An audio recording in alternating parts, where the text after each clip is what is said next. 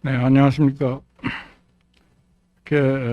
뜻깊은 우리 한국국제경제학회 연차 총회의 기조 강연을 부탁을 해주셔서 대단히 감사하게 생각합니다.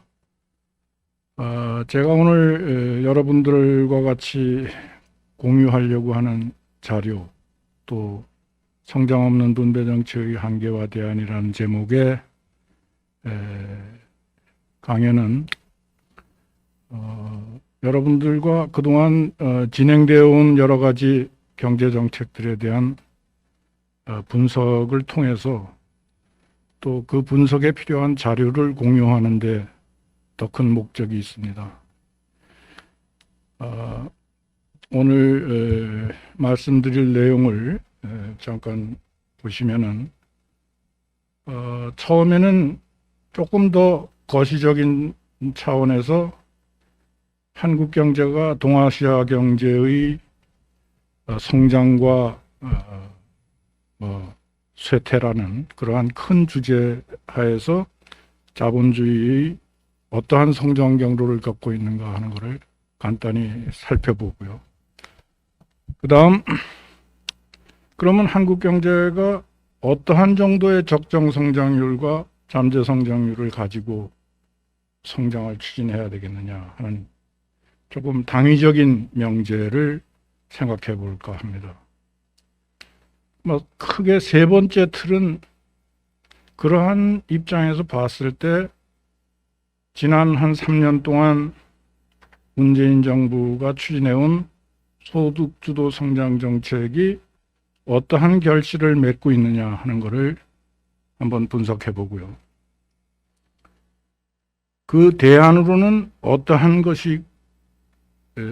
성장 정책이 주도가 돼야 되겠느냐 하는 것을 여러분들과 같이 생각해 볼까 합니다. 제가 여기 하나의 고전적 명제를 제시를 했는데요. 노벨상을 수상한 아터 루이스가 1965년도에 발간한 유명한 책이죠. 경제 성장론에 관한 책. 그걸 보면은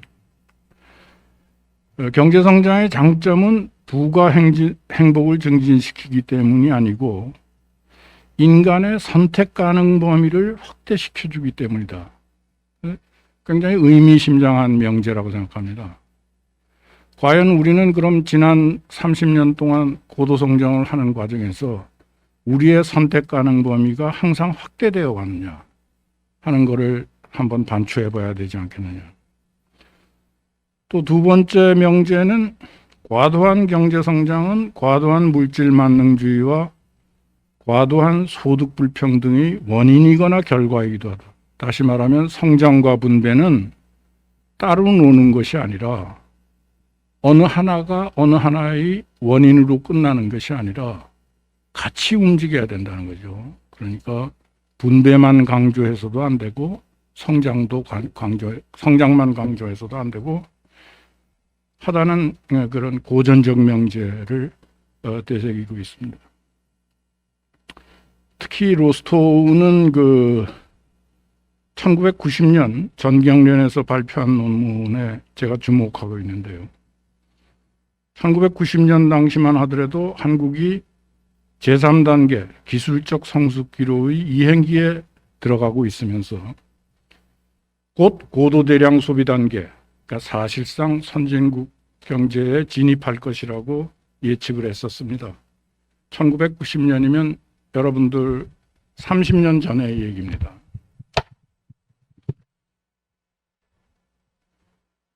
또 그 언저리 해서 1988년도 조순 교수께서 발표한 논문 같은 것을 보면은 조순 교수는 외연적 성장 단계, extensive growth stage에서 우리가 내연적 성장 단계로 이행해 나가야 된다고 지적을 하셨습니다. 그 외연적 성장 단계는 지금의 시각에서, 지금의 경제학적 용어로는 input-led growth, 소위 말하는 투입 요소 주도형 성장에서 되도록이면 생산성 위주의 인텐시브 그로스 스테이지라는 것은 생산성 주도형 성장으로 가야 된다. 이제 뭐 경제 원론에 나오는 얘기로 우리 경제가 A라는 지점에 있다면은 거기서 절대 빈곤을 해결을 해서 B라는 점으로 뛰쳐나가는 거는 소위 말하는 인풋 레드 그로스, 소위 말하는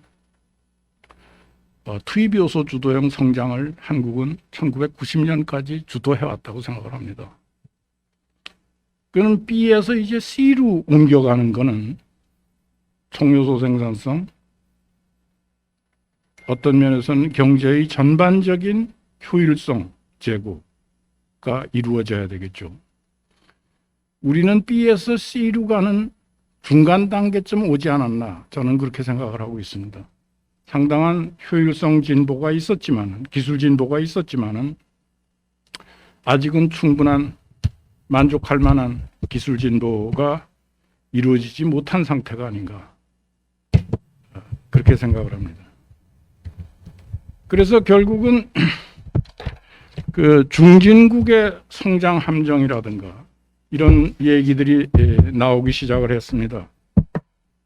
우라는 학자는 말레이시아의 경우에 복지 정책에 대해서 종족, 민족 간 분쟁이 격화되고 있었다고 지적을 하고 미들 인컴 트랩이라는 용어를 처음 사용을 했죠.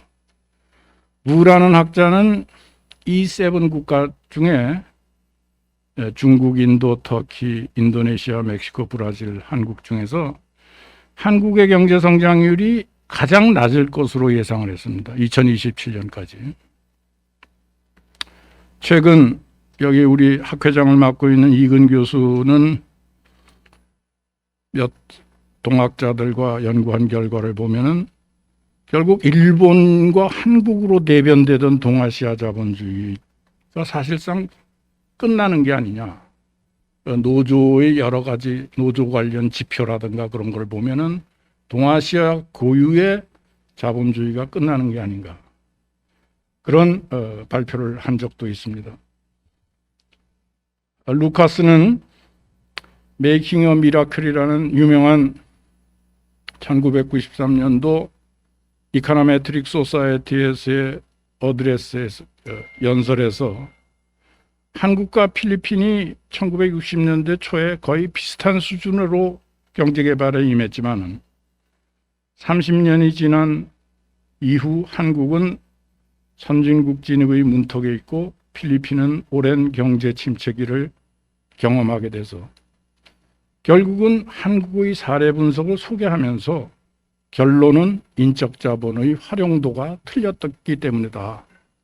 그렇게 결론을 짓고 있습니다. 최근에도 갈로 앤 자이라라든가 아스모글루의 페이퍼들을 보면은 소득 불균등 상태에서 불완전한 자본시장이 겹쳐지면은 직업 선택과 인적 자본 형성을 저해해서 결국 인적 자본을 활용 못하게 되고 그렇게 됨으로 해서 빈곤과 저성장의 악순환이 계속된다는 논문들을 발표를 하고 있습니다. 오늘 우리 패널에 토론자로 초대된 이종화 교수의 그동안의 연구도 결국은 인적 자본 문제에 있어서도 성인의 역량조사 자료를 이용한 논문을 보면은 일본보다 성인 문해력 점수나 OJT의 성과가 훨씬 낮았다고 평가되고 있습니다. 우리가 평가하는 게 아니라 OECD 자체에서 평가를 하는 것이죠. 공부는 열심히 했는데, 대학은 졸업했는데 각 직장에서의 숙련도 증진이라든가 이런 것이 평가 시스템이 제대로 개혁돼서 이루어지지 않기 때문에 결국 인적 자본이 축적되고 쌓이지 못하고 있던 거 아니냐 하는 그런 생각을 하게 됩니다. 여러분들도 잘 아시다시피 일본의 장기 성장 추세를 보면은 제가 여러분들에게 주목하라 해달라고 얘기하는 부분이 1970년서부터 1990년 한 20년 동안 일본은 4.8%의 평균 성장률을 유지를 했습니다.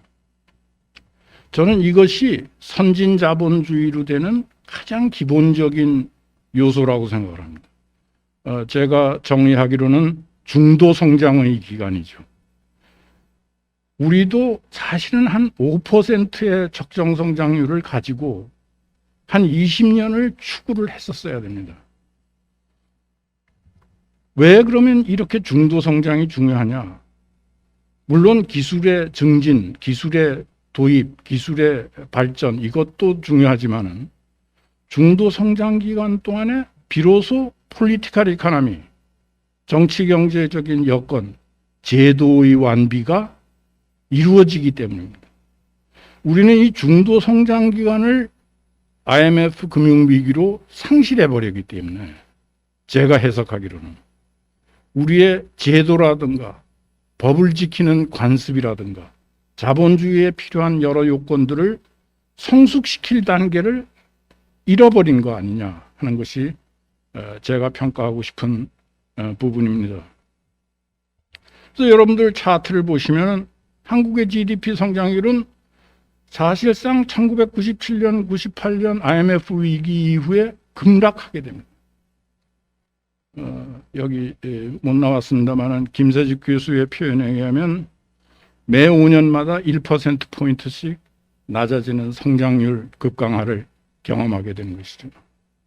그러니까 우리나라는 불행히도 일본과 같은 20년의 중도 성장의 기간을 상실하게 됐다고 평가할 수가 있겠습니다. 이거는 제가 동경대학에 있을 때 연구한 결과인데 물론 아웃데이트된 데이터이긴 하지만은 이 실선이 한국의 자본 수익률이 감소하는 상황을 표시하고요. 이 다티드 라인이 일본의 자본 수익률이 떨어지는 상황을 보여줍니다. 하버거 같은 학자는 일본과 한국을 아웃라이어, 예외적인 국가라고 표현을 했죠. 왜냐하면 이렇게 자본 수익률이 높은 나라가 없었기 때문입니다. G7의 G20의 평균보다도 훨씬 높은 것이죠. 그 이유는 제가 해석하기에는 일본과 한국의 인적 자본이 충분히 보상을 받지 못한 상태에서 70년에서부터 90년 정도 사이까지 그리고 한국의 자본 수익률이 일본의 자본 수익률을 한 10년 정도의 갭을 두고 따라서 하강을 하게 됩니다. 1995년쯤이 되면은 일본과 한국의 자본 수익률이 OECD의 평균보다도 낮아지게 됩니다.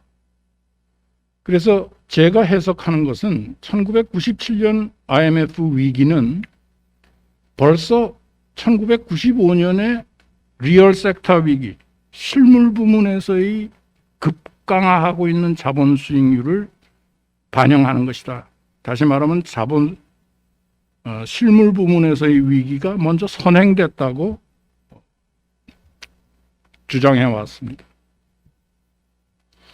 이런 경험을 보면은 지금 현재도 우리가 실물 부문은 굉장히 저조한데 물론 코로나 위기도 있습니다만 어떤 면에서는 스페큘러티브 바블, 자산 시장에서의 바블이 급히 일어나고 있기 때문에 그 바블은 오래 지속할 수가 없다는 그런 역사적 교훈을 우리에게 시사해 주는 것이라고 생각합니다. 최근에 자본 수익률의 동향을 제가 추계해 보니까 1%가 겨우 됩니다. 급락하고 있죠. 여러분들 보시다시피 제 연구실에서 추계한 자본 수익률의 통계.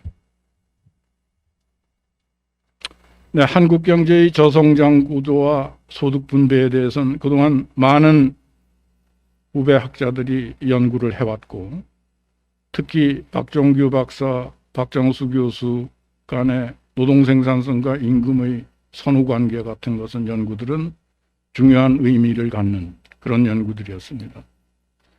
또 김세직 교수나 김낙연 교수의 소득 집중도 연구들은 상당히 우리에게 시사하는 바가 많이 있습니다. 결국 제가 요약을 하자면은 소득 불평등에 거의 큰 변동이 없다는 것이죠. 예. 이것이 이제 우리 이근 교수가 최근에 인용한 자료고, 저도 그 자료가 흥미로워서 재인용하고 있습니다만, 최상위 1% 소득계층의 소득 비중입니다. 보시면은 미국이 제일 높죠. 쉽게 말해서 최상위 1%가 전 나라의, 전국의, 미국인의 소득의 20% 가까이 보유하고 있다는 것이죠. 영국이 한 15%. 근데 한국이 2, 3%까지 따라가고 있다는 것이 김낙연 교수의 2014년 논문에서 지적을 하고 있는 것입니다. 일본은 이것보다는 훨씬 낫다. 따라서 한국의 소득 불평등가 문제다 하는 것은 1%의 소득계층의 소득 비중을 봐가지고는 당연히 지적할 수 있는 그런 내용이기도 합니다. 문제는 과연 1%의 소득계층의 비율을 가지고 우리가 전체 소득 분배의 상황을 대변시킬 수가 있겠느냐 하는 것은 의문이라고 생각을 합니다. 그래서 과연 우리나라의 현 상황에서의 적정 성장률과 잠재 성장률은 어떻게 추계를 할 수가 있겠느냐. 피케티나 펠프스나 고전파, 신고전파 경제 성장론에 의하면은 중기에서의 실질 GDP 증가율은 N, 인구 증가율과 총요소 생산성 증가율과 델타, 실질 GDP 증가율의 감가상각률로 구성이 된다고 봅니다. 이것이 성장 경로의 이퀄리브리엄 패스라고 보죠. 물론 중기에선 델타가 제로가 아니니까, 감가상각률이 제로가 아니니까. 근데 지금 현 상황에서 한국은 N이 1%가 안 됩니다. 지금 0.5%면 인구 성장률이. 그러면 문제는 G 프라임을 3%, 4%에 유지시키기 위해서는 V밖에는 기댈 데가 없는 겁니다. V라는 건 뭡니까? 총요소 생산성 증가율이고 기술 진보율이죠. 아브라모비스가 얘기한 소위 말하는 measure of ignorance, 무지의 측정보도죠. 우리가 모릅니다. 뭐가 V인지. 한 가지 분명한 거는 제도의 선진화, 정치의 선진화, 이런 것들이 전부 V에 영향을 미치겠죠. R&D의 축적. 지금 오늘 우리 디스커션트로 초대한 이종화 교수가 많이 연구를 하신 분야지만은 신성장 이론의 요체가 뭡니까? 자본이 아무리 많아도 축적되지 않은 자본은 외부 효과를 발휘할 수 없다는 것이죠. 최근 저희들이 그걸 경험하고 있죠. 백신 발명. 그동안에 바이오 쪽에 백신에 투자한 금액이 우리가 얼마나 있었습니까? 미국이나 영국은 수십억 불, 수백억 불을 그동안에 투자를 해왔던 거죠. 그러니까 그런 나라들에서 백신이 발명될 수밖에 없는 것입니다. 정부가 개입해서 아무리 돈을 나눠주더라도 피스밀로 백신이 발명될 수가 없는 겁니다. 우리에게 많은 교훈을 주는 것이 그런 사례라고 생각을 합니다. 그래서 저희들의 연구에서는 제가 생각하기엔 적어도 한 3%에서 4% 정도까지는 적정 성장률이 나오는 게 아니냐, 한국의 경우에.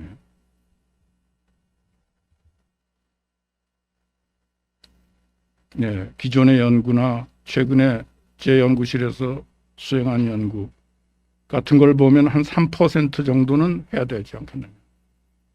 3%라 하더라도 중도 성장률에는 훨씬 미치지 못하는 것이죠. 그런 것을 봤을 때 한국 경제의 적정 성장률과 잠재 성장률의 추계 결과를 제가 작년에 KDI 세미나에서 발표한 결과를 그대로 인용하면은 2020년 자료를 대입하면은 추세선에서 훨씬 미달하죠.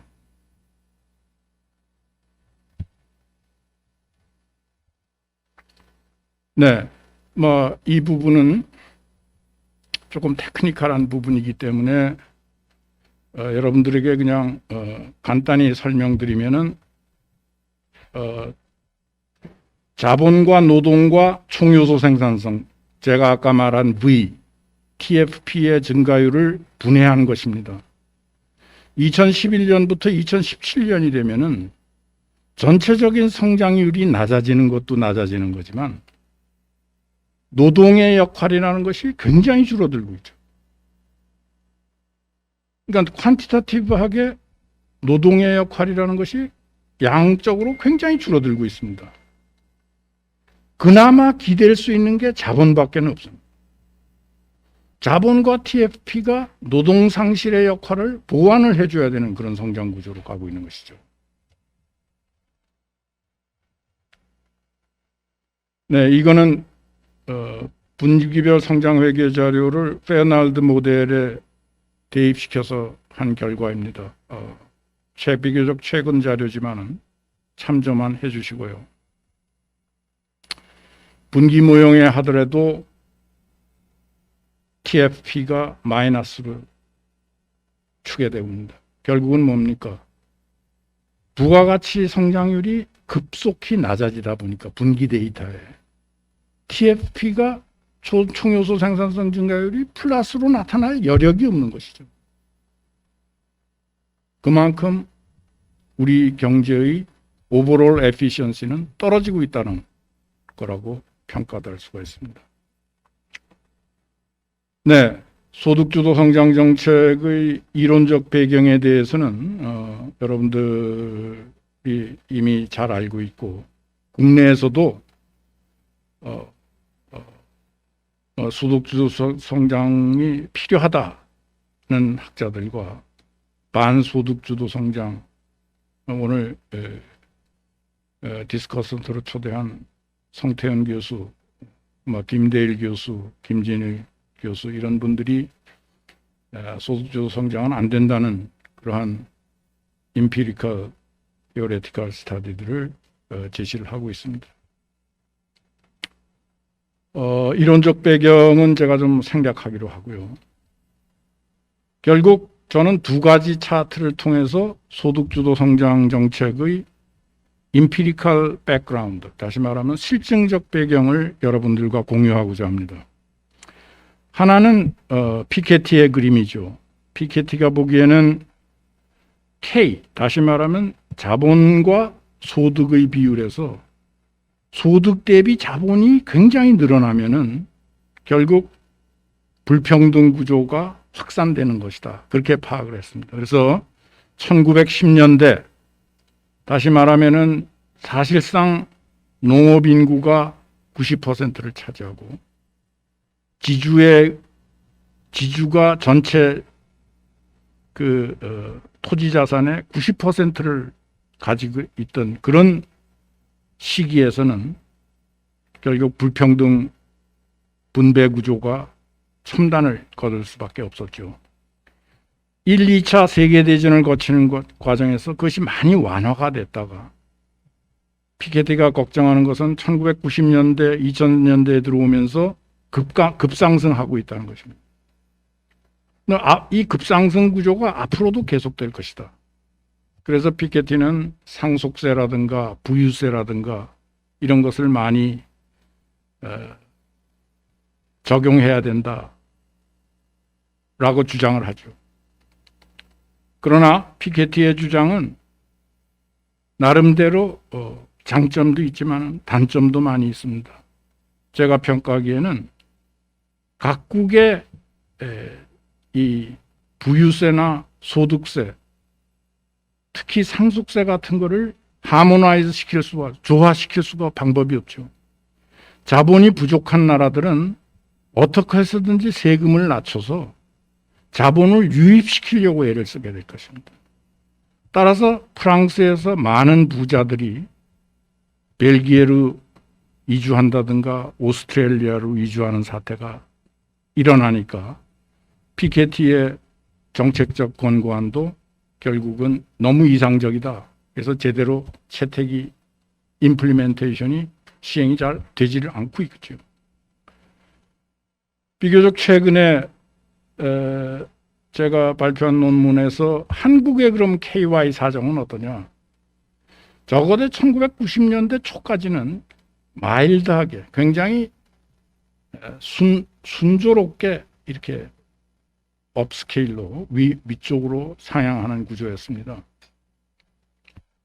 그런데 1990년 이후에는 상당히 악화됐다는 것이 아까 우리 김낙연 교수나 이런 교수들이 발표한 논문에서 나타나고 있는 건 사실이죠.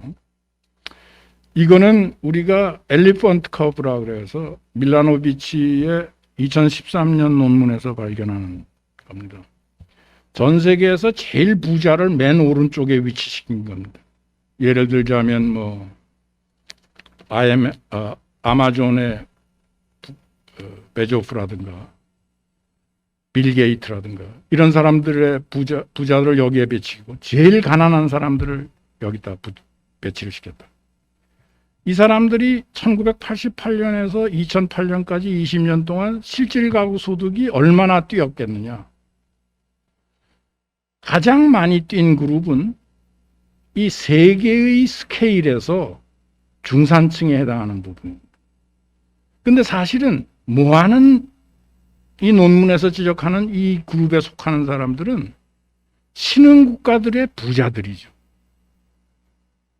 그러니까 상위 계층의 신흥국가 부자들, 중국, 인도네시아 이런 부자들이 여기를 차지하고 있다고 생각합니다.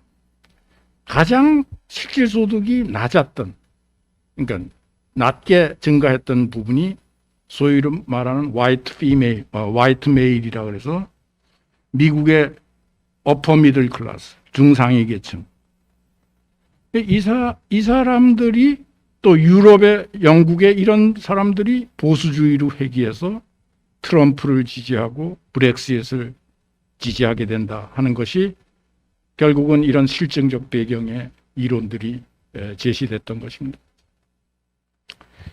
그럼 우리나라의 상태에서는 어떻게 되느냐? 제가 2016년에 한 연구 결과에 의하면 정확하게 엘리펀트 커브, 코끼리 커브가 재현되는 건 아니에요.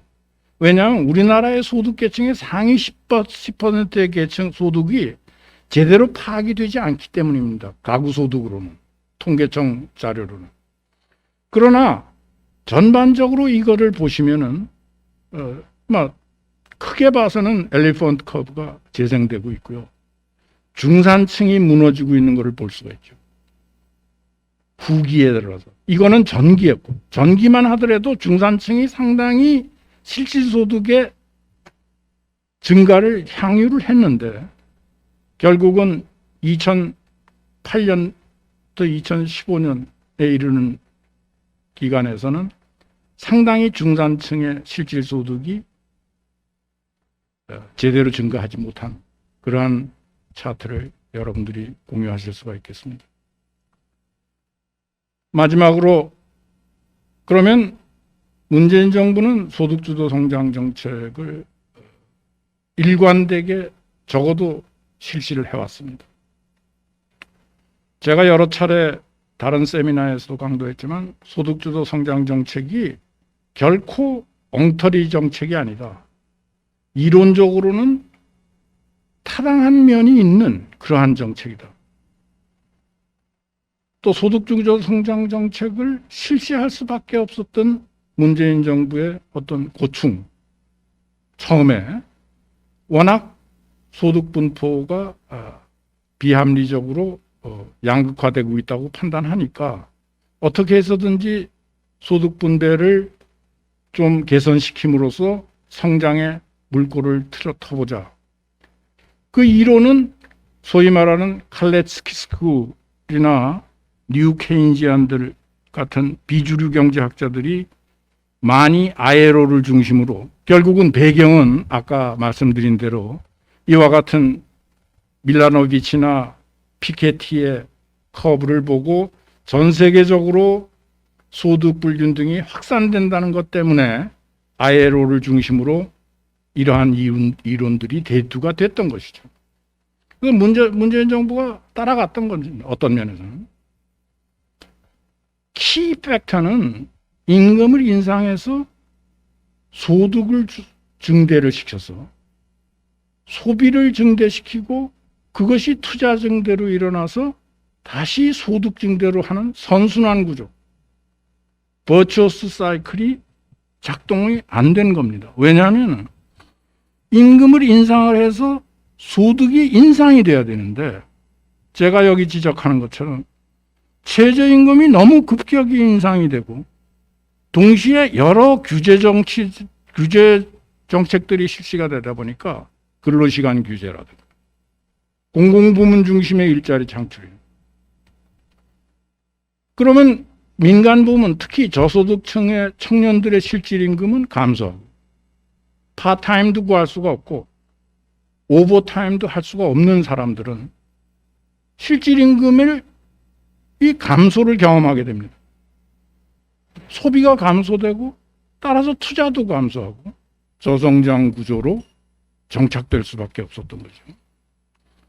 제가 여기 인용하는 것은 취업자 9개월 연속 감소라는 상황이 벌어지고 있는 겁니다. 외환위기 이후 최장기간 취업자 9개월 연속 감소입니다.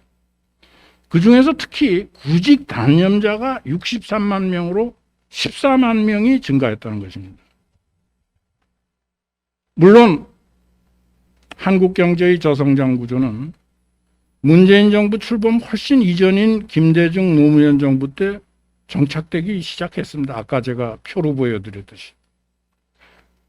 그러나 다만 문재인 정부에 들어서서 인기영합주의가 더욱 팽배해지면서 저성장 구조로의 진행이 가속화되었다는 데 있다는 것입니다.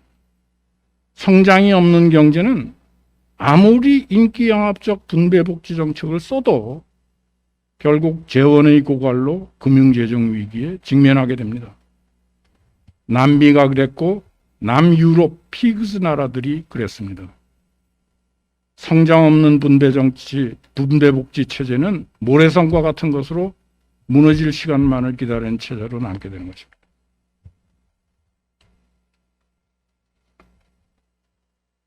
정부는 2021년도에 역대 최저인 90조 원의 국채를 발행하게 되죠. 물론 코로나 바이러스의 영향으로 적자 재정을 감수할 수밖에 없는 상황은 한국이라고 예외가 될 수는 없겠습니다.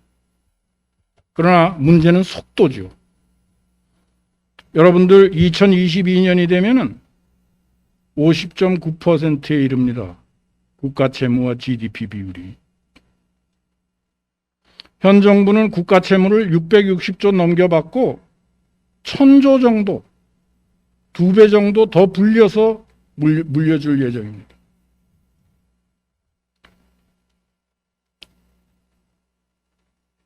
한 가지 아이러니는 2015년서부터 2018년까지 1분기 기준 소득 5위 분배율, 소득 5위 분배율이라는 것은 소득 상위 20%의 소득을 소득 하위 20%의 소득으로 나눈 비율이죠. 그게 높을수록 분배율이 악화되는 것이죠. 분배 구조가. 2015년에서 2018년이 오히려 악화가 되고 있습니다.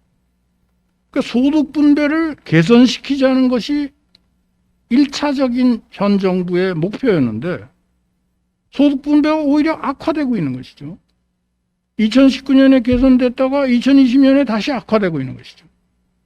아마 부동산 문제, 이런 임대차 문제, 결국은 그게 뭡니까?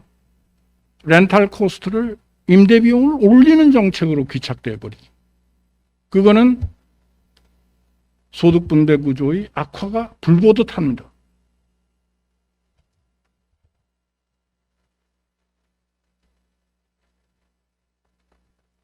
문제는 친노조 반기업 정서로 정부의 지원에 의존하는 일부 벤처기업을 제외하고는 민간 투자 심리는 계속 위축되고 반기업 분위기는 확산되고 투자는 위축되고 저성장 구조의 정착이 이루어지면서 성장의 원천을 찾지 못하니까 빈부격차는 더 심화될 수밖에 없는 그러한 악순환 구조에 우리가 빠지고 있는 것입니다. 네, 이 자료들을 여러분들이 참고를 하시면은 2020년 1분기부터 3분기까지의 가계 동향 조사 결과를 보더라도 제가 지금 말씀드린 대로 소득 격차는 더 벌어지고 있다는 것을 발견할 수 있습니다. 최근에는 기업규제 3법 등을 통해서 기업의 혁신 능력이 훼손될 수밖에 없죠. 단기이익을 추구하라고 정부가 명령하는 것이나 마찬가지입니다.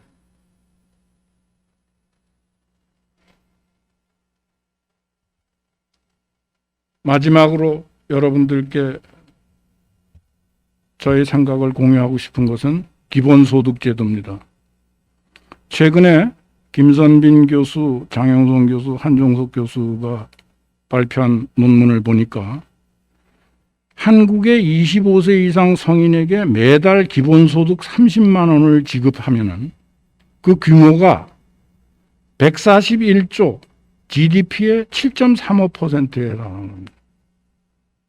그러니까 증세를 하는 방법도 있고 정부의 이전 지출을 늘리는 방법도 있고 여러 가지 방법이 있지만 증세의 경우에는 소득세율을 6.8%에서 24.4%로 인상이 해야 된다는 거예요. 여러분 이건 우리가 정치적으로 불가능한 타겟을 얘기를 하는 거예요. 더 판단스러운 거는 이러한 기본소득제도를 여권이 주도를 하고 있고 야권에서는 이거 편승을 해요. 왜? 야당 후보자가 내년 대선에 나와서 우리 기본소득제도 못한다. 그렇게 용기 있게 말할 수 있는 후보자는 한 명도 없다고 생각합니다. 그러면 어떻게 되겠느냐? 제가 생각하기에는 이게 기본소득 제도만 가지고 현재의 복지체계가 대체만 되면 차라리 낫습니다. 근데 분명히 보십시오. 내년에 이르면은 여는 물론이고 야도 기본복지는 기본소득은 엑스트라다. 왜냐하면 현재 복지 혜택을 받고 있는 계층이 현재 받고 있는 복지의 혜택을 기본소득으로 대체하기를 원하지 않을 겁니다. 기본소득은 추가고 그건 너희들이 알아서 추가로 주는 거고 현재의 복지 혜택을 너희들이 왜 마음대로 제거할 수가 있겠느냐. 그러면 사실상 GDP 규모의 15%에 해당되는 겁니다.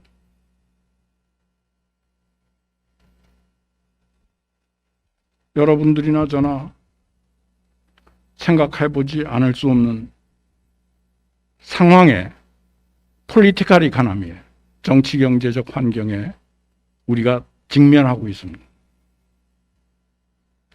저 많은 결론을 제가 유도를 하고 있지만 딱 한 가지만 말씀드리겠습니다. 한국형 뉴딜 정책도 민간 부문 투자는 12.5%에 불과합니다.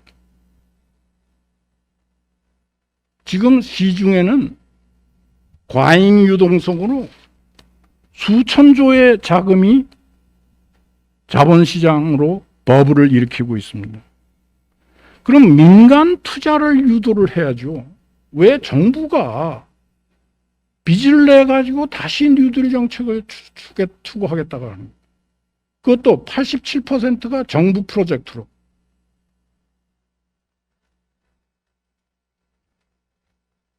또 마지막으로 만일 정부가 원하는 대로 혁신 성장이 꼭 필요하다면은 그건 소득주도 성장 정책 가지고는 안 되고 이윤주도 성장 정책으로, 다시 말하면 투자주도 성장 정책으로 대체할 수밖에 없습니다.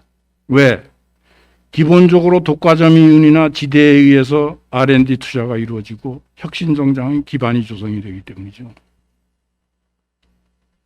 그 많은 바이오 업체 중에서 왜 서너 개 업체만 백신 개발에 성공할 수 있을까요? 그 많은 수많은 국제적인 기업들 중에서 왜 애플이나 IBM이나 아마존만 강자로 남을 수가 있겠습니까?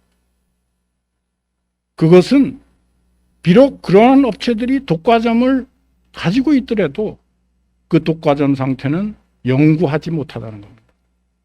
독과점 이유는 반드시 혁신 성장으로 재투자될 수밖에 없습니다.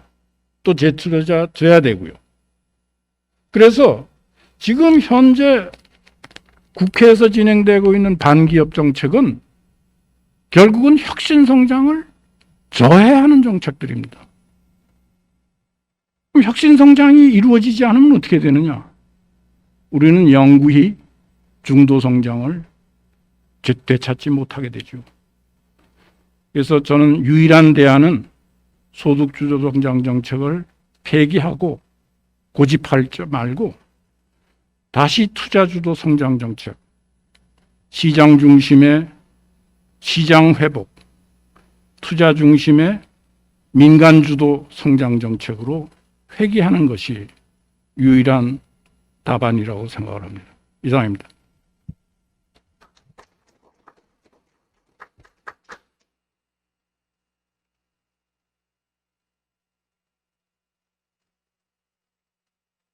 네, 감사합니다.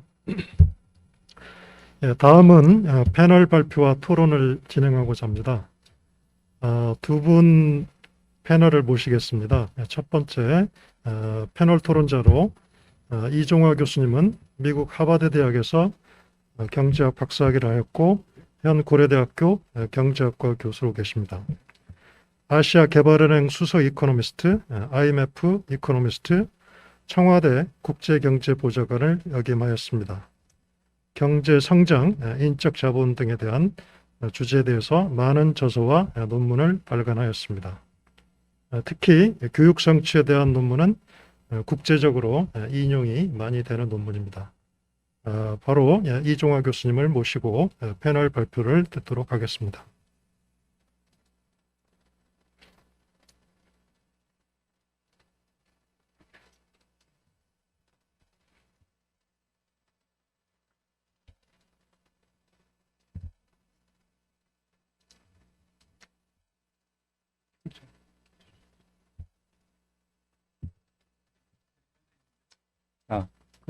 이걸 못하겠네.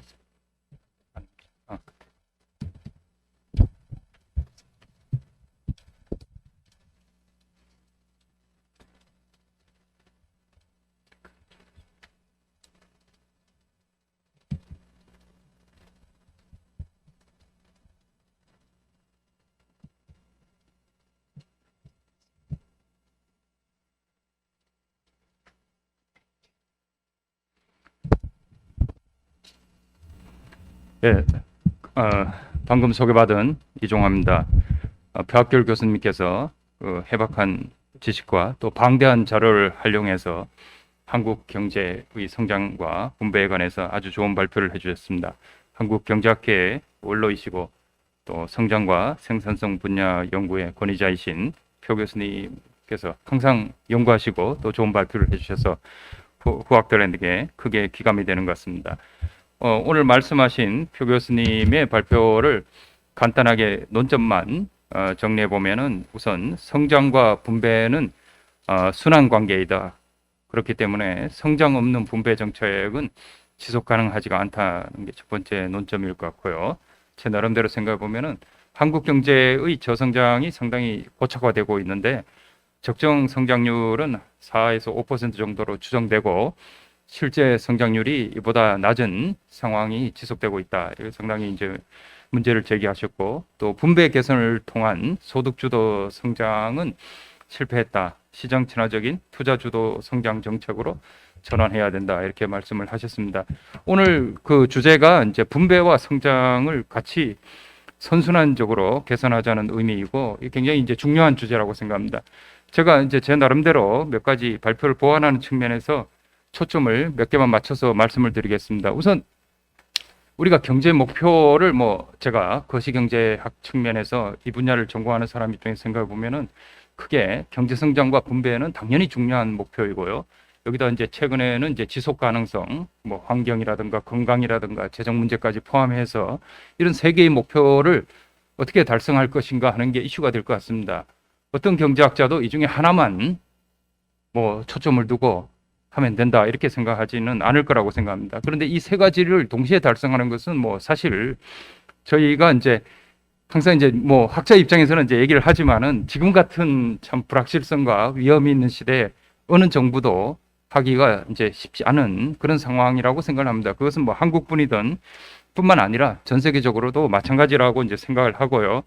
특히 한국 경제에 관해서 우리가 그 성장을 어떻게 하면 잘할 수 있느냐, 분배를 하면 어떻게 하면 잘할 수 있고 지속 성장을 하려면 어떻게 해야 되냐 하는 것은 학문적이나 또는 여러 가지 연구를 통해서 대략 다 알고 있다고 생각을 합니다.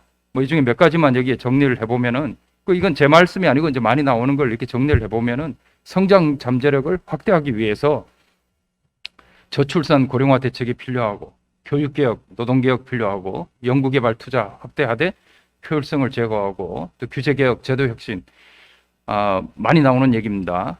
창업의 중요성도 다 나오는 얘기입니다. 균형성장, 지속발전도 역시 중요하고 소득계층 간의 격차를 해소하고 또 중소기업과 대기업 간에 한국만큼 불균형이 심한 나라도 없으니 이걸 해소해야 되고 또 인재 육성을 어떻게 이제 고르게 하느냐, 지속 가능한 환경이라든가 재정 문제 얘기가 많이 나오고 있습니다.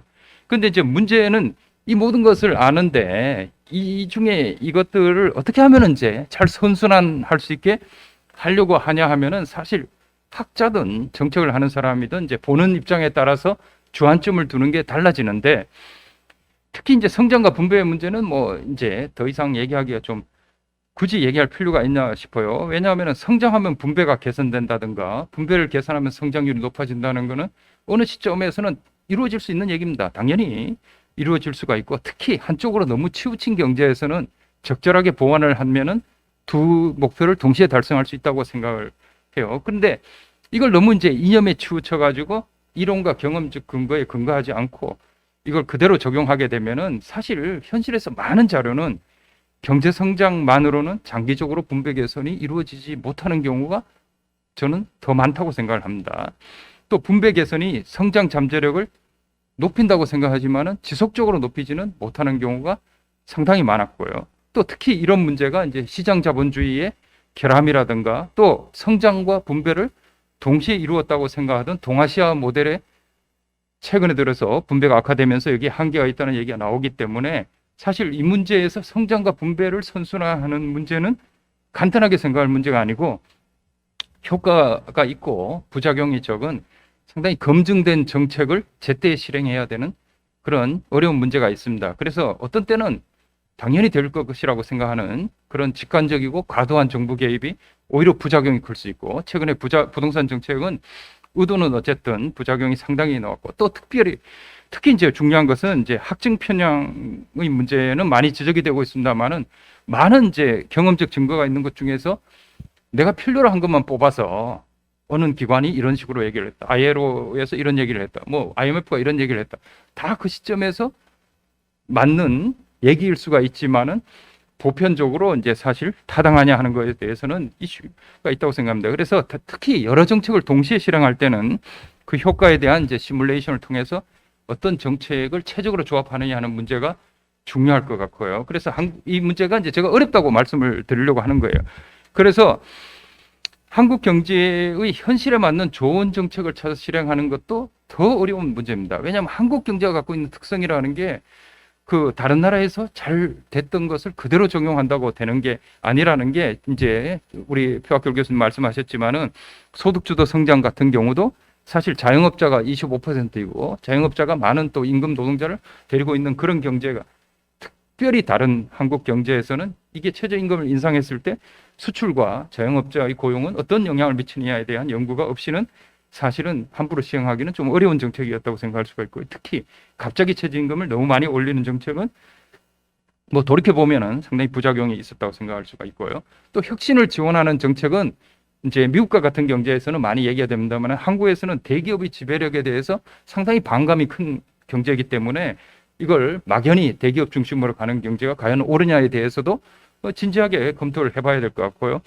저는 그 세계 경제 포럼에서 얘기했듯이 한국은 이제 정책 결정이 상당히 불투명하고 좋은 정책을 만들어서 실행에 옮기는 능력이 부족하고 정책이 자주 바뀌어 일관성이 없다는 얘기를 최근에 이제 지적하고 있습니다. 과거에는 그렇지 않았는데 한국이 이런 문제가 이제 사실 우리가 이제 이론적으로 책에서 이게 좋은 정책이라 하더라도 정책을 선택하고 실행하는 데 있어서 정치적 고려와 정책 집행 부서의 영향을 무시하고 정책을 제안하는 것은 뭐 현실에 있어서는 현실 타당성이 상당히 약한 그렇다고 생각을 합니다. 그러니까 이런 문제를 어떻게 극복해 나갈 것인가가 이제 오늘 이 전체 세션에서 제가 뭐 어떤 해결을 얘기하기보다 앞으로 같이 연구해 하자는 의미에서 이제 말씀을 또 우리 표학교 교수님이 이제 좋은 주제를 발표를 하셨으니까 거기에 보완되는 측면을 얘기하려고 하고요.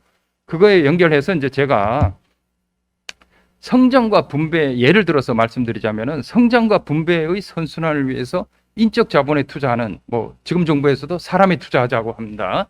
굉장히 이제 중요한 또 검증된 얘기입니다.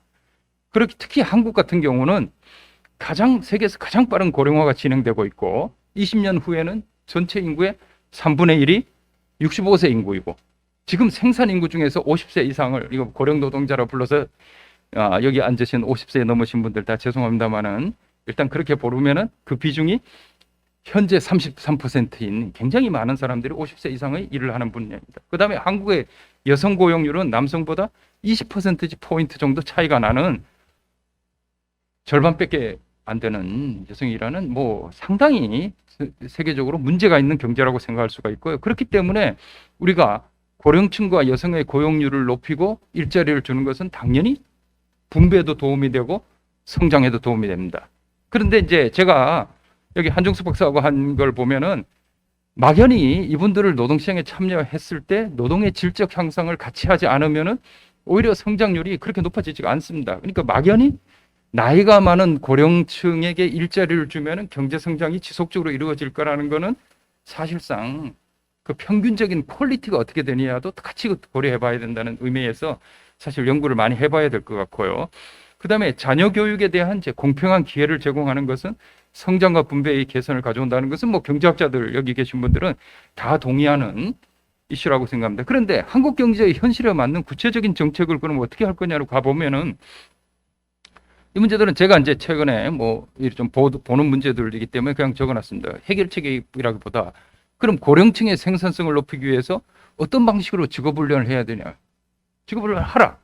그랬을 때 그럼 정책을 실행할 때는 어떤 정책을 어떻게 해야 되냐? 어떤 기금을 가지고 어떤 식으로 할 거냐? 싱가포르 식으로 뭐 어떤 기금을 자율적으로 쓸 수 있도록 줄 것이냐, 아니면 정부가 굉장히 많이 개입할 것이냐 말 것이냐를 해야 되고, 고령층에 대해서 일자리 지원하면은 청년층의 일자리가 늘어나지 않는 문제가 발생한다 그러면은 문제가 있고, 대학 교육을 개혁한다고 하면은 스킬 미스매치를 줄이기 위해서는 그러면은 지금의 대학의 학과 구분이라든가 들어오면은 전공에 대한 문제라든가 교수의 퀄리티나 이런 문제를 그냥 두고 어떻게 이제 해결할 것인가 하는 많은 문제들이 이제 중요한 문제일 것 같습니다. 그래서 제가 말씀드리고자 하는 것은 사실상 이제 우리가 성장과 분배를 선순환하기 위해서 좋은 정책을 하자고 했을 때 우선 이제 하나만 픽업을 해서 인적 자본 투자를 확대하자고 했을 때 어느 부분에 어떻게 투자할 것인가, 구체적으로 정책을 갈 때는 여러 가지 많은 정책 중에서 사실상 뭐가 가장 효과가 큰지, 어떤 정책을 했을 때 부작용이 적을지를 우리가 같이 검증하고 제안을 하는 그런 부분이 굉장히 중요할 거라고 생각을 하고요. 그런 의미에서 이제 거시경제학적인 큰 담론도 마이크로적인 데이터에 기초해서 증거에 의존하지 않은 정책을 제시하는 시대는 이제 점점 어려워지는, 왜냐하면 현실은 굉장히 빠르게 바뀌고 이론은 점점 느리게 쫓아가고 있기 때문에 이런 문제에 대한 이제 앞으로 많은 이제 연구가 있어야 될 것 같고요. 제가 이제 말씀하신 것 중에 한 가지만 이제 조금 말씀드리려 합니다. 최적이나 적정 성장에 대한 이제 얘기가 잠깐 나왔는데, 이 문제는 이제 굉장히 어려운 문제이기도 하지만은 제가 이제 잠깐 말씀을 드리려고 합니다. 최적 성장을 어떻게 해야 되냐 할 때 기본적으로 성장 분배의 지속 가능성을 같이 봐야 되고, 그렇지 않으면 예를 들면 재정의 지속 가능성은 어떻게 되느냐, 이런 문제도 같이 봐야 되죠. 그다음 최근에 한국의 가장 큰 문제는 물론 이제 코로나19일 수도 있지만은 성장률 하락, 분배 악화, 지속 가능성 저하가 동시에 발생되고, 그래서 거시경제학자들은 그냥 잠재 성장률을 달성하면은 그냥 안정적인 성장이 달성된다. 그래서 한국은 지금 3% 이하 정도라고 생각을 합니다. 이것보다도 지금은 2%대도 못하는 거 아니냐, 이래서 이제 평균적으로 이슈가 있는데, 또 이 잠재 성장률이 앞으로 계속 낮아진다는 거죠. 근데 표학교 교수님은 이제 적정 성장률이 4 내지 5% 정도로 이제 하셔서 이 부분은 이제 앞으로 이제 디베이트가 좀 필요한 부분이라고 생각을 합니다. 왜냐하면은 이제 이 논지의 이제 중심이 피케티가 얘기하는 이제 저축률의 개념과 또 감가상각률에 관한 얘기가 있는데, 이 부분에 대해서는 이제 사실상 이제 어떻게 이 모형을 전개하느냐에 따라서 이제 현실적으로 결국은 한국 경제의 적정 성장은 결국 스테디 스테이트에서 인구 증가율, TFP 증가율에 지금 현재 시점이 과연 최적 성장으로 가고 있느냐에 어느 정도 플러스해서 계산을 해보면은 아마도 3% 넘기가 상당히 힘든, 그러니까 그 이상으로 성장이 올라갔을 때 생길 수 있는 다른 문제들에 대한 고려까지 같이 계산을 해봐야 될 거다 하는 이슈를 말씀드리고 싶습니다. 네, 감사합니다.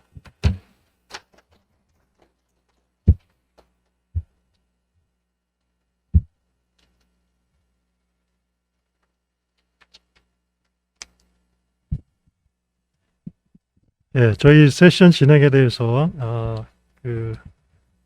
수정된 사안을 먼저 말씀드리고, 그리고 토론에 대한 이종화 교수님께서 말씀하신 선순환을 위한 정책, 그리고 적정 성장률에 대한 부분에 대해서 기조 강연을 해주신 표학길 교수님께서 답변을 듣는 것으로 하겠습니다. 두 번째 패널 토론은 연세대학교 경제학과 성태현 교수님이 해주시는데, 오늘 출석하지 않으시고 녹화된 영상을 보내주셨습니다. 그래서 저희 세션이 끝나고 그 녹화된 영상을 추가해서 이렇게 유튜브로 보내드리려고 합니다.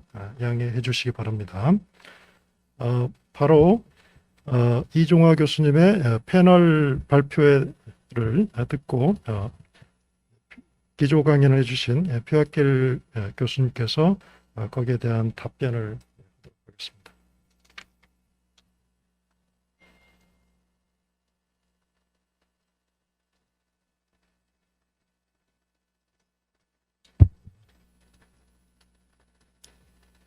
네, 이종화 교수는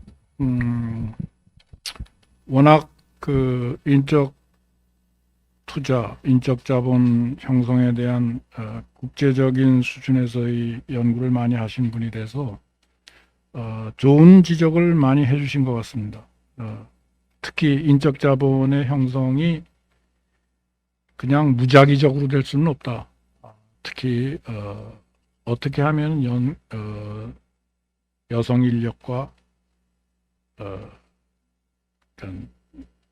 노인 계층의 인력을 활용할 것이냐 하는 것, 또 그분들에게 어떠한 좋은 교육 프로그램을 제공할 것이냐 하는 것들이 전부 사실상 실증 연구의 뒷받침을 받은 그런 정책이 고안이 되어야 되겠다 하는 것을 적절히 지적을 해줘서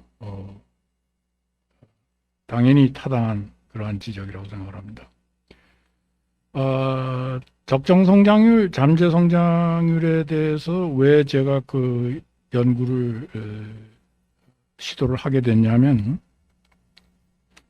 그동안 KDI나 한국은행 등 거시경제 정책 연구를 뒷받침해온 그러한 기관들 또 다른 학자들이 우리나라의 그 잠재 성장률이 2% 이하가 된다 하는 그런 추계 결과를 많이 제출을 했습니다. 최근에는. 제가 생각하기에 잠재 성장률이라는 것은 실제 성장률을 따라가는 게 아니고 그렇게 되면 어떻게 되느냐면 한 2%만 성장을 해도 우리가 잠재 성장률에 접근하는 거로 착시의 현상이 벌어지는 거죠. 사실상 한 2.5% 2% 주의를 성장을 하는데도 결국은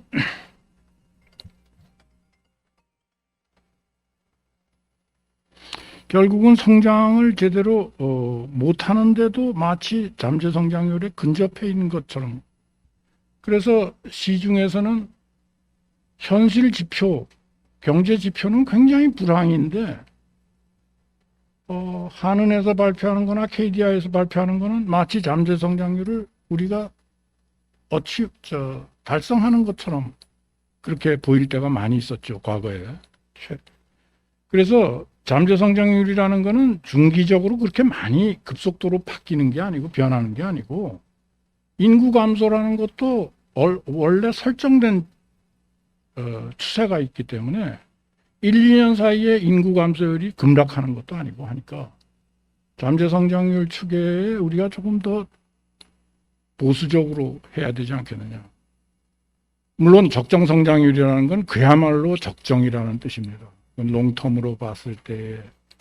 그리고 아까 제가 일본의 경제 성장률 같은 것을 인용한 이유는 그건 어떤 면에서는 노마티브한, 다시 말하면은 우리가 타겟으로 삼아야 되는 그러한 성장률이지 현실적으로 반드시 그것이 지속 가능한 성장률이라는 뜻은 아니고 그런 걸 아무리 줄여서 잡아서 계산을 하더라도 그게 4% 수준은 유지가 되는 게 아니냐. 뭐 피케티식을 쓰거나 어떤 누구의 수식을 쓰더라도 4% 이하로 내릴 방법은 없다는 거예요. 적정 성장률이.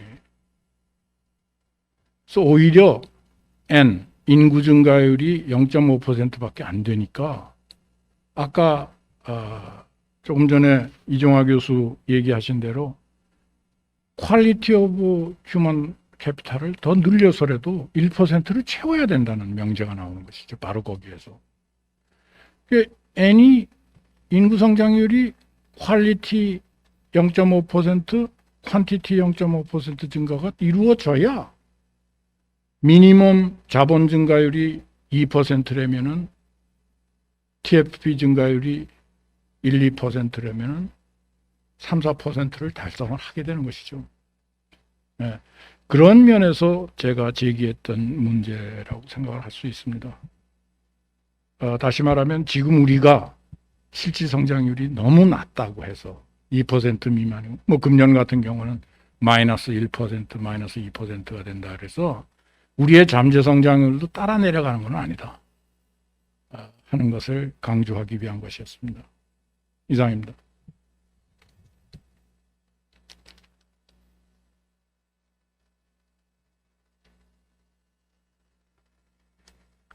네, 오늘 전체 세션에서 성장과 분배에 대한 주제로 귀중한 기조 강연을 들었고요.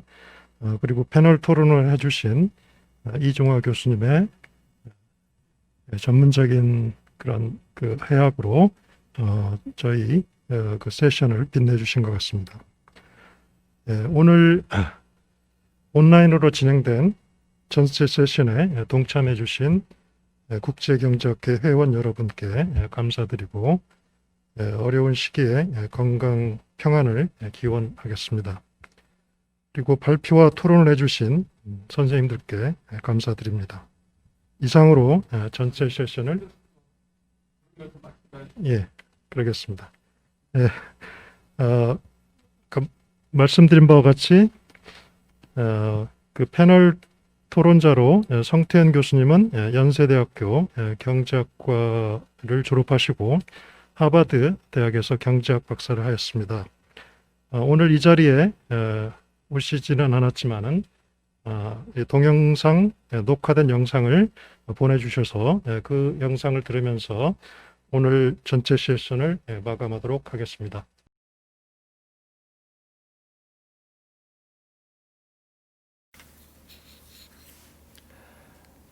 네, 한국국제경제학회 2020년 동계 학술대회 전체 세션에서 발제해 주신 성장 없는 분배 정책의 한계와 대한 서울대 경제학부 표학길 명예 교수님의 발제 부분에 대해서 토론을 맡게 된 연세대 경제학부 성태윤 교수입니다.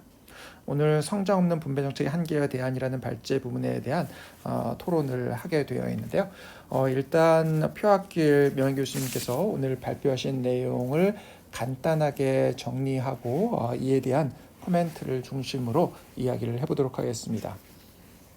먼저 한국 경제는 중진국 함정에 빠지고 있는가라는 관점에서 이야기를 해주셨고, 이에 따라서 외연적 성장과 내연적 성장의 개념을 통해서 결국 지금까지 있었던 요소 투입 위주의 경제 성장을 생산성과 관련되어 있는 생산 가능 곡선의 확장 개념으로 이해할 수 있는 그러한 형태의 성장이 필요하다라는 관점을 이야기를 해주셨고요.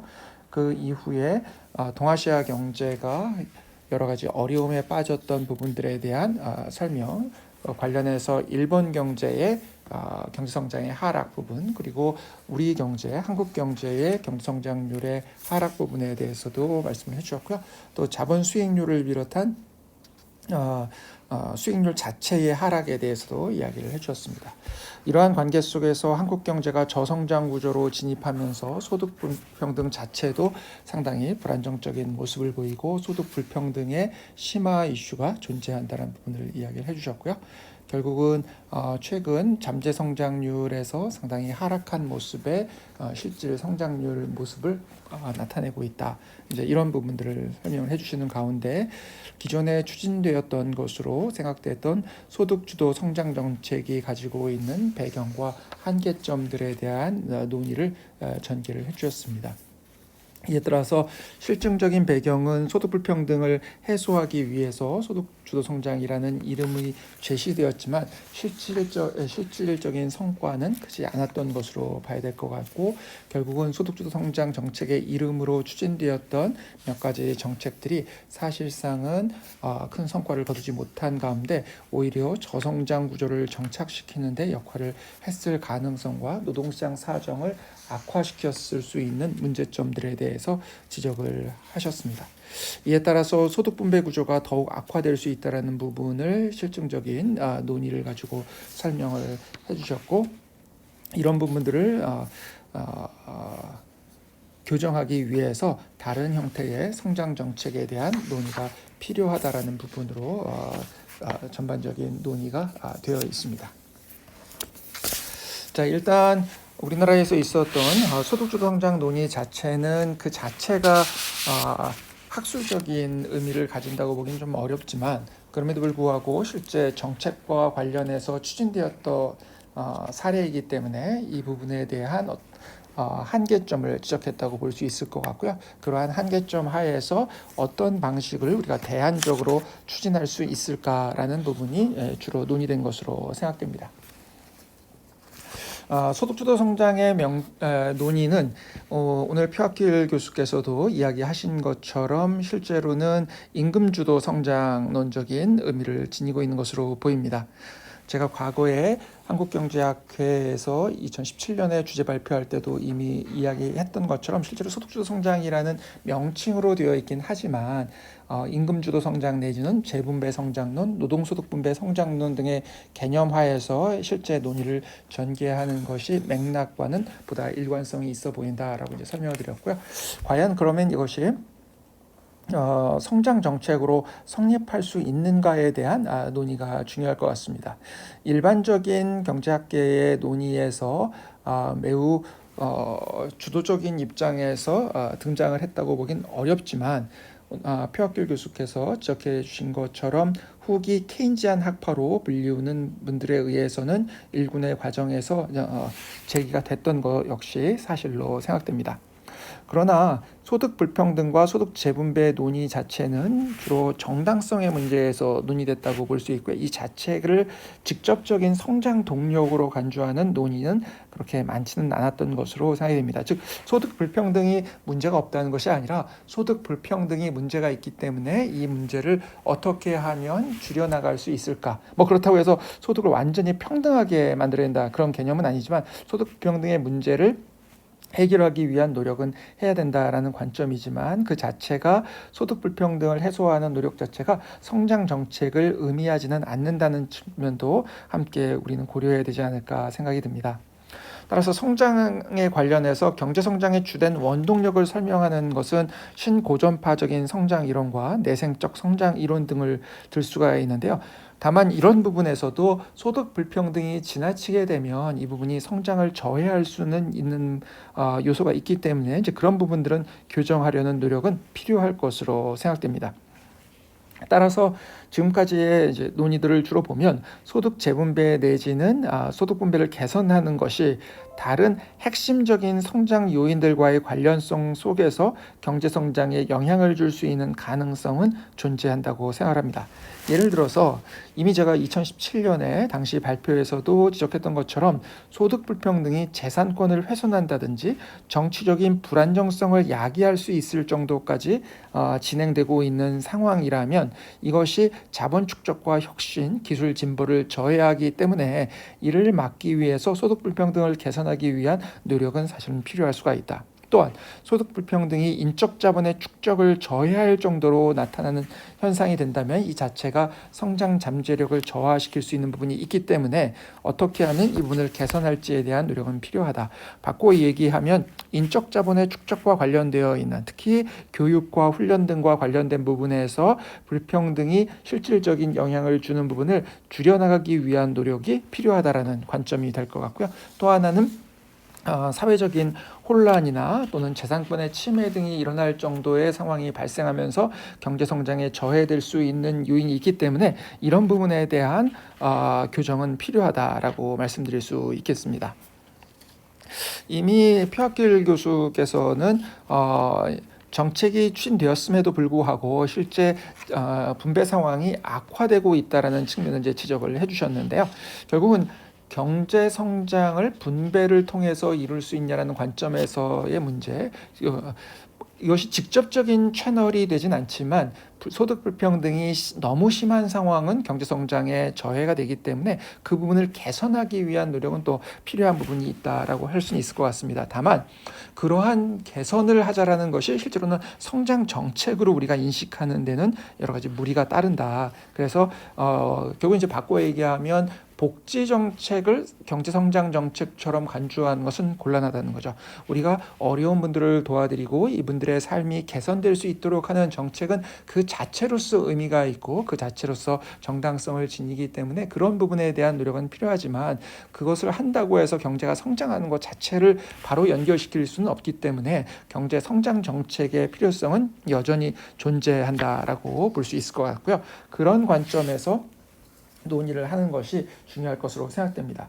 또 하나 이제 소득주 성장과 관련해서 이후에 소득 분배 상황이 오히려 악화된 측면을 표학길 교수께서 지적을 하고 계시기 때문에 실제로는 이러한 경제 성장 소득 분배와 관련된 경제 성장 정책이 의미를 가질 수 있는 부분이 있다 하더라도 실제로 소득주도 성장이라는 이름으로 수행되었던 정책들이 과연 그런 효과가 있었는지도 또 다른 하나의 논의점이 될 수 있을 것 같고요. 결과적으로 보면 이미 오늘 지적하신 것처럼 그러한 성과를 거두었다고 보기에는 어려움이 있는 것으로 이렇게 평가할 수 있을 것 같습니다. 소득 불평등이 결국은 그럼에도 불구하고 장기적인 성장에 영향을 줄 수 있는가, 이것이 직접적인 성장 정책은 아니지만 영향을 줄 수 있는가라는 초점에서 보면 예를 들어서 소득 불평등이 성장을 저해하는 주요 채널은 권력 독점에 기반한 부패로 타인의 소유권을 침해하는 그런 문제들이 발생을 하는 경우에는 문제가 된다는 거죠. 바꿔 얘기하면 결국은 이 관점은 재산권이나 소유권을 우리가 어떻게 강화시켜 나가고 여기에 이 부분에 대해서 초점을 두는지가 실제로는 경제 성장에 있어서는 중요할 수 있다는 부분이 될 것 같고요. 역시 아까 말씀드린 것처럼 인적 자본이라는 측면을 축적하는데 어려움이 없도록 해줌으로써 경제 성장이 하는 이 부분이 중요할 것으로 생각이 됩니다. 일반적으로 이제 경제학에서 주요한 경제 성장 이론으로 생각하는 것은 신고전파적인 경제 성장 이론이 있고요, 내생적인 경제 성장이 있는데 예를 들어서 뭐 램지나 솔로우나 스완이나 카스쿠만 이런 계열에서 이야기했던 신고전파적인 경제 성장 이론, 물론 이제 여기에 인적 자본 측면이 들어오면서 루카스나 르벨루나 가벨, 베로앤 살라마팅 등에서 볼 수 있는 이러한 휴먼 캐피탈이 들어옴으로써 결국은 인적 자본 부분의 축적을 저해한다면 경제 성장에 방해가 될 수 있다는 거죠. 그러니까 그런 측면까지는 우리가 소득 불평등을 줄이기 위한 노력에 대해서 관심을 가질 필요가 있다. 그러나 소득 불평을 줄이는 것 자체가 직접적인 채널로 경제 성장에 역할을 한다라기보다는 지금 말씀드렸던 교육 훈련과 인적 자본과 관련된 측면에서 초점을 두어야 될 것으로 생각됩니다. 이 자체는 매우 중요한 의미가 있다고 생각되는데요. 왜냐하면 임금에 직접 개입하는 정책이 생각만큼의 경제 성장의 성과를 거두는 것이 아니라 오히려 고용을 방해하면서 실질적인 일자리 문제에 부정적인 영향을 줄 가능성도 있다는 것이고, 이미 그것은 우리가 어느 정도 관찰한 부분과도 관련이 있다고 생각이 됩니다.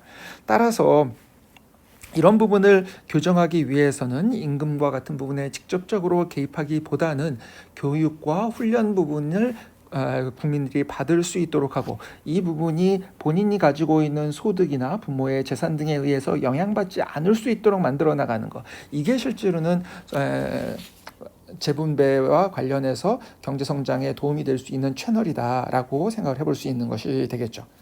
또한 내생적 경제 성장 이론에 따라서 결국은 기술 혁신을 통해서 성장 동력을 확보하고 기술 혁신이 견인하는 자본 축적을 이루어야 하는데, 이제 이런 부분을 만들어내는 것도 결국은 인력, 인적 자본이라고 볼 수 있기 때문에 이러한 인적 자본의 형성이 충분히 될 수 있도록 정책적으로 초점을 둘 것인가라는 부분이 실제로는 매우 중요한 채널로 생각이 됩니다. 자칫해서 불평등 및 분배 자체를 경제성장 정책으로 생각하고 접근하는 경우에는 오히려 증세로 인한 경제성장 약화 내지는 정치적 불안정성이 작동하는 채널이 이루어질 수 있고, 이런 부분들은 경제성장에 오히려 부정적인 영향이 미칠 수도 있다, 이렇게 볼 수 있겠습니다. 실제로 이제 알레지나와 로드릭, 알레지나와 페로티 등의 논문에서는 이 불평등이 증세로 이어지면서 증세가 과도하게 이어지는 채널 속에서 경제성장이 약화되는 문제들을 지적하기도 합니다. 따라서 일반적인 분배 자체보다는 수요 또는 소득주도 성장에서 논의된 것처럼 이걸 수요 개념으로 많이 접근을 했었는데, 그거보다는 불평등이 인적 자본의 형성에 방해가 되는 경우를 극복함으로써 인적 자본 형성에 도움이 될 수 있도록 만들어가는 그러한 과정이 보다 중요한 개념이 될 수 있다라고 생각이 들겠습니다. 따라서 이제 표학길 교수의 오늘 발표를 보시면 이제 그러한 내용들이 일부 되어 있는 것으로 생각이 되고요. 다만 이제 이 부분에서 투자 주도 관련된 부분들을 상당히 이제 강조를 하고 계시는데, 실제로는 역시 우리가 노동 분야를 지나치게 강조하는 것이 경제 성장에 크게 도움이 되지 않았던 것처럼 투자 자체를 또 지나치게 강조하는 것 역시 그 자체가 가지고 있는 한계점은 존재할 수 있다.